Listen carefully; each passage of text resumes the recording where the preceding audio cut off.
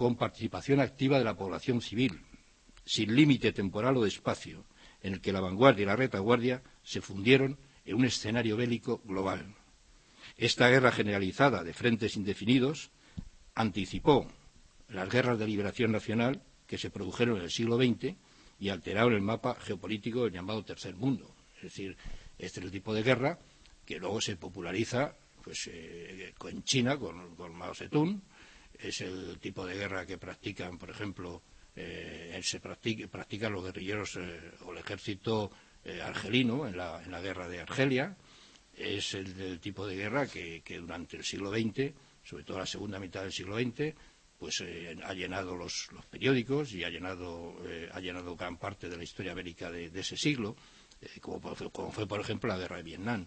Bueno, la guerra de Vietnam, de la cual todos ustedes han oído hablar y que además supuso la única derrota en campo abierto militar que han tenido los norteamericanos y Estados Unidos en toda su historia, pues la guerra de Vietnam la hicimos aquí en España 150 años antes con los guerrilleros, con la guerrilla que surgió aquí en España en la guerra de la independencia.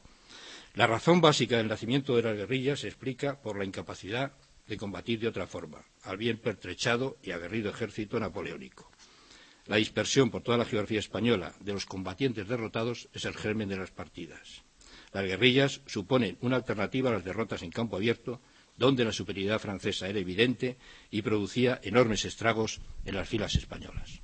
Es un poco lo que hablábamos antes. Cuando el ejército regular es derrotado, el ejército regular no se resigna a la derrota y en muchos casos es ese mismo ejército regular, oficiales, soldados o gente de ese ejército regular, los que sin resignarse a la derrota empiezan por formar el germen de las partidas, las primeras guerrillas. En los momentos culminantes de la guerra llegó a haber casi 50.000 guerrilleros sobre las armas, una alta cifra que solo se explica teniendo en cuenta el alcance de la resistencia popular a la invasión francesa. La guerrilla presupone el carácter nacional de la guerra, dice el historiador Miguel Artola, manifiesto en la colaboración plena del pueblo que adopta una actitud beligerante sin la cual los guerrilleros estarían condenados a un inmediato exterminio. Es decir, es la población civil, en definitiva, la que alimenta al final, o desde el principio, la que alimenta la guerrilla, la que permite que el fenómeno guerrillero tenga esa duración y esa extensión tan prolongada. Entonces, esa población civil es la que nos da el punto de referencia básico para declarar, o para decir, para afirmar de que evidentemente aquí lo que hubo fue un levantamiento popular de grandes dimensiones, porque es evidente que 50.000 guerrilleros no se pueden mantener sobre el terreno durante 7 años de guerra sin tener un apoyo constante, tenaz y sufrido de la población, que en definitiva es la que les cobija, la que les alimenta y la que les proporciona, digamos, las reservas humanas también, porque claro, la inmensa mayoría de estos 50.000 guerrilleros que estamos hablando, pues en muchos casos morían, pues eran torturados, eran hechos prisioneros, y entonces las filas se renovaban constantemente, y esa renovación pues no podía salir más que del pueblo, que era el que los sostenía.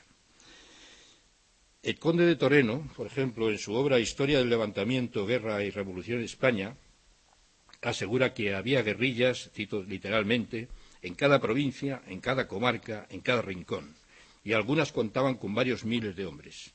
Las guerrillas, anota en julio de 1810, en un despacho, el embajador francés, conde de la Forest, aparecen por todas partes, como enjambres, y parecen dar muestra de mayor intrepidez conforme transcurre el tiempo. Resulta claro que el enemigo, escogiendo el tipo de guerra que las circunstancias le señalan, se ha diseminado en todas direcciones. Parece inútil especular, que es algo que se ha discutido, pero a mi modo de ver parece inútil especular sobre la importancia comparativa del ejército regular y la guerrilla. O sea, todavía ahora hay un cierto recelo de algunos militares profesionales, porque claro, que parece que la guerrilla les quería quitar el mérito al ejército regular. Yo creo que eso es intrascendente, ya que en definitiva tanto los guerrilleros, las partidas, como el ejército regular cumplieron su papel. Es verdad que el ejército regular fue vapuleado en muchas batallas y que otros países, como he dicho antes, de Europa, hubieran resultado decisivas y le hubieran obligado a rendirse. Pero la verdad es que aquí en España el ejército, pese a ser derrotado muchas veces, como digo, nunca se rindió ni pidió tregua y siempre resurgió de sus cenizas, pese al desbarajuste, las rencillas por el mando y las deficiencias organizativas.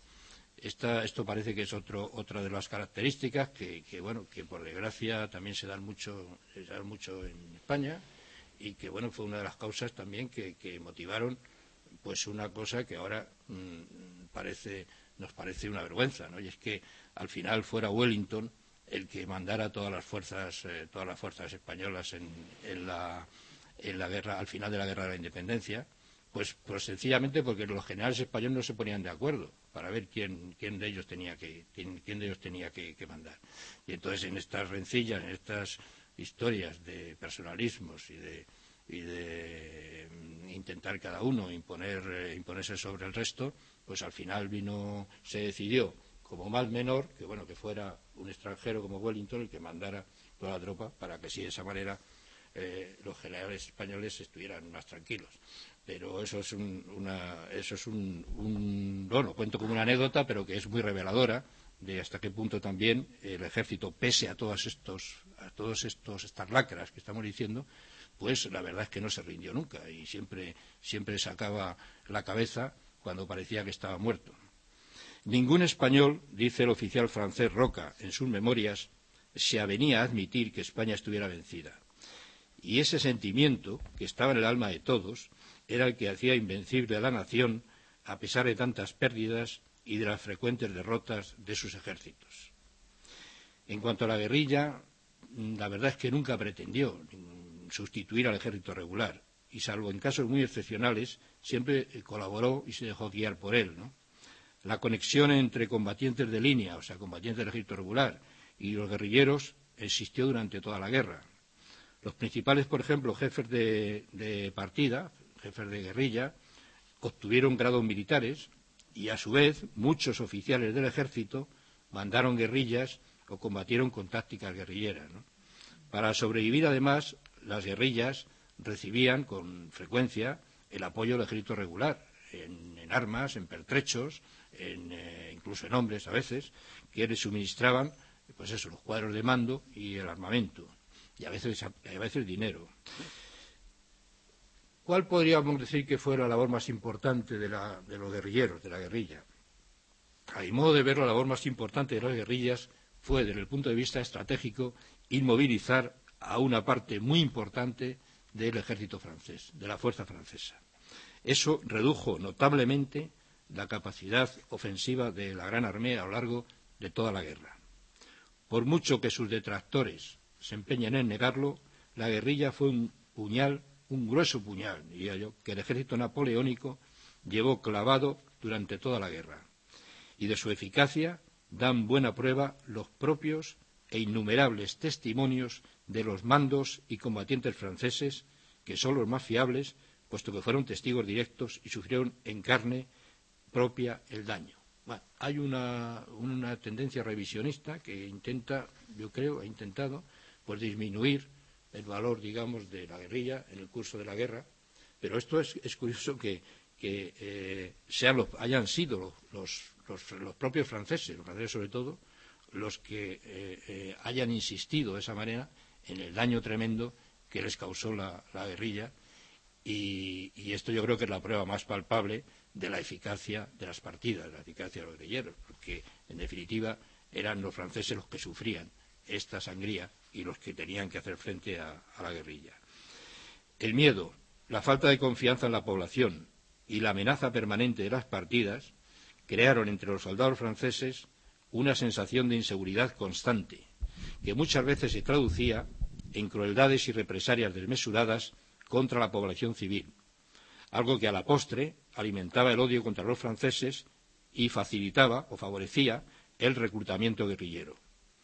La mayor parte de la población, asegura el mariscal francés Sichet, en ocasiones sin diferencia de edad ni de sexo, participó en esa activa y obstinada oposición que lanzó enemigos contra nosotros desde todas direcciones, lo que nos agotaba mucho más que los enfrentamientos regulares.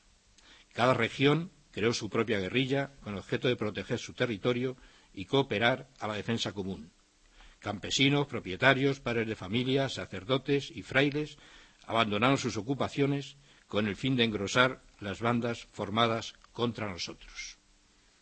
Esta visión del mariscal Sichet la comparte el edecán francés Miot de Melitaux, que reconoce que un ejército invisible, entre comillas, un ejército invisible se extendió sobre casi toda España como una red de la cual no se escapaba ningún soldado francés que se alejara un momento de su columna o de su guarnición.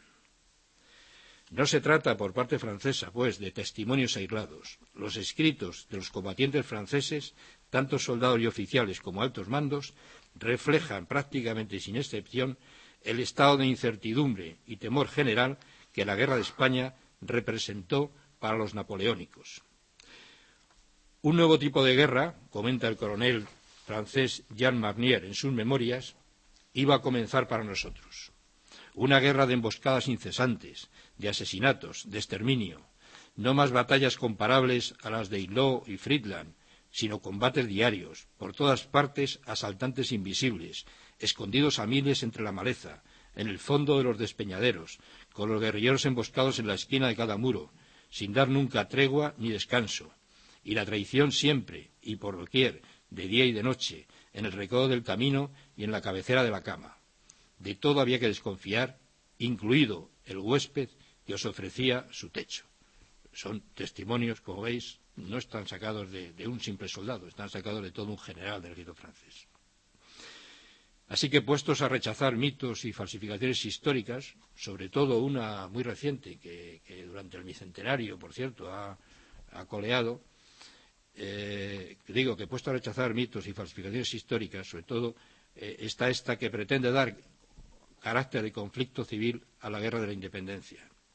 Entonces convendría leerse a este respecto las confesiones que Napoleón hace en la isla de Santa Elena a su confidente y biógrafo Les Cases, cuando dice: los españoles desdeñaron el interés para no ocuparse más que de la injuria. El interés, según Napoleón, era el beneficio que Francia nos hubiera hecho de haber aceptado ser una colonia suya. Entonces dice: los españoles desdeñaron el interés para no ocuparse más que de la injuria. Todos corrieron a las armas. Los españoles en masa se condujeron como un hombre de honor. La sangría que la guerrilla produjo en las Fuerzas Armadas francesas puede calcularse por la suma de bajas.